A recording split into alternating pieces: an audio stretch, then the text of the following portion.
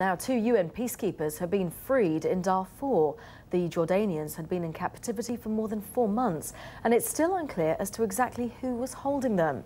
Their abduction near Kebkabia highlights the dangers that UN and African Union staff face as they try to keep the peace in that part of Sudan. Jonathan Josephs reports. Freedom.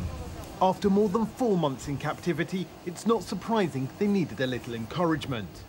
Hassan al-Mazwada and Qasim al-Sahan had every reason to be grateful to the Jordanian diplomats greeting them in Khartoum.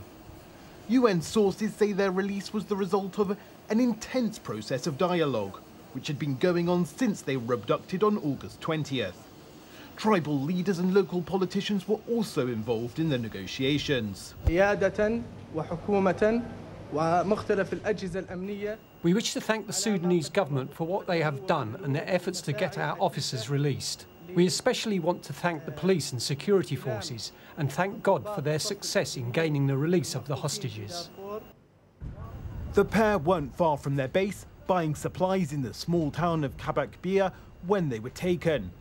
They're part of a team of 17,500 trying to keep the peace in what the UN has described as the world's worst humanitarian crisis. Since deployment in 2007, at least 40 peacekeepers have died from hostile actions. The conflict in Sudan dates back to 2003. Black African rebel groups accuse the government in Khartoum of discriminating against them in favour of Arabs. Hundreds of thousands of Darfuris have been killed and nearly 2 million displaced. Dialogue between the two sides is ongoing. In a statement, UN Secretary-General Ban Ki-moon praised the efforts of the UNAMID team and wasn't the only one to call for answers to this latest abduction.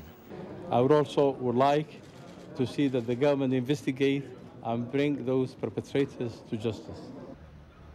Whether or not that happens, this is a small piece of good news from one of the world's most troubled areas. Jonathan Josephs, BBC News. Now, before we go, let's show you some extraordinary pictures from Ukraine.